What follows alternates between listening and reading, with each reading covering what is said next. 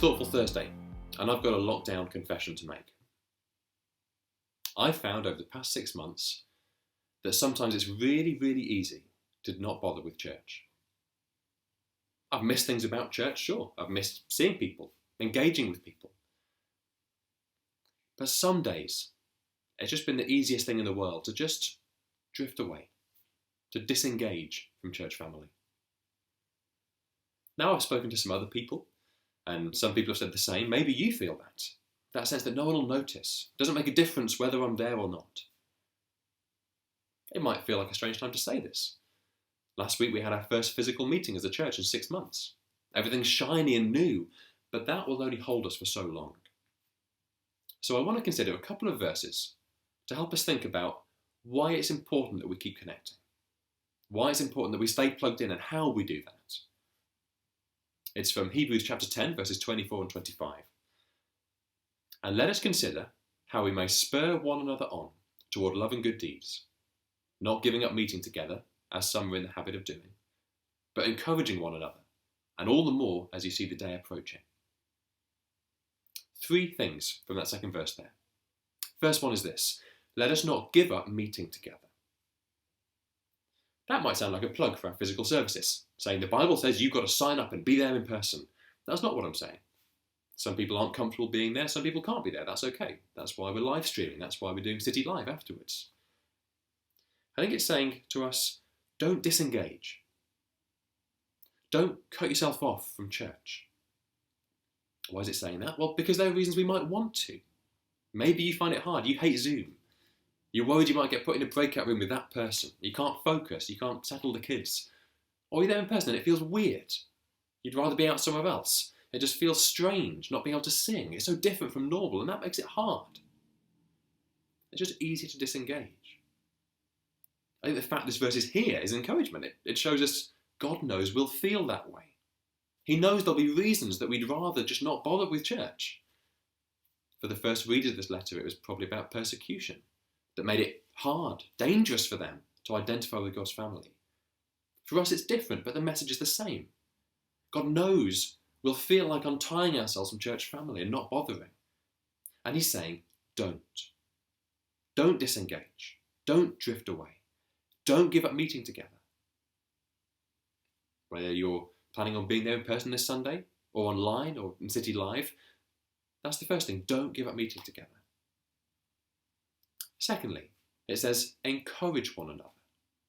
Now this is the reason, this is why we need to not give up meeting. Because it's not just nice to meet, it's not just a social thing, it's to encourage one another. If I'm struggling to stay connected, so are you. So is the person sitting 1 seat distant from you in the cinema. So is the person in the breakout room with tea and coffee. And the writer here says, don't give up meeting together, encourage each other, look to each other. And look how he puts those 2 things together. Don't give up meeting, but encourage one another. So when you meet together, that's what you're doing. You're encouraging just by turning up, just by being there. Now our hearts think on a Saturday night, am I going to get up in time to go on Sunday? We think, oh, well, it doesn't matter. No one's going to notice. I don't make a difference. But this verse says you do. You do make a difference just by being there. Just by dragging yourself out of bed and turning up with your face mask. You make a difference to other people. You give them courage. Or just by pushing past your dislike of Zoom and logging on and staying for tea and coffee and asking someone how you can pray for them. You are being the spiritual equivalent of Red Bull for someone else's soul. You might think there's no difference. There is. Don't give up meeting. Encourage one another. Then the third thing.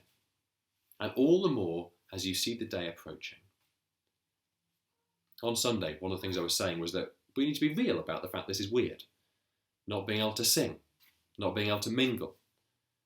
Or still doing things online. There's going to be things that are frustrating and painful. And we're right to feel that way. Because our worship as a church is future oriented. The church isn't this stationary institution, but a travelling community with a destination ahead of us. When we gather, our worship isn't an end in itself, it's a signpost to something in the future. So when we gather as God's people, whether you're sitting at home with Wi-Fi that keeps cutting out and the kids that keep interrupting you, or whether you're there in the cinema with your face mask on, finding it a bit weird, what we're doing is a declaration that there will be a future day when imperfection will disappear, when frustration will be at an end, where what's broken is whole and the mountains and the seas will bow down in worship, when the angels will sing with all creation and the stars in praise to God, and at the middle of it will be Jesus and his church, united and brought together in perfection. That is what we anticipate when we meet together.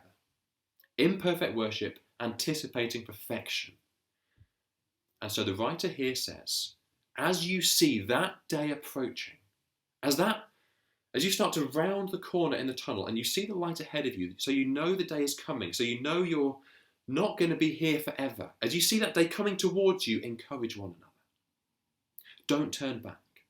Hold on to the person next to you and say, look at that, look at the day coming, we can hold on to that. Maybe for you, you need to pray today. Jesus, help me see that. Help me see by faith that day coming. Lift my eyes to that day so I can keep going now. As for me, as I said, I find it very easy to disengage from church sometimes. But there's a day coming, so I need to look forward. I need to lift my eyes, and I need to give courage to other people. And I need you to do that for me. So, City Church, whether you're joining us in person on Sunday or worshipping with us online, don't disengage. Don't give up meeting together, but encourage each other, and all the more as you see the day approaching.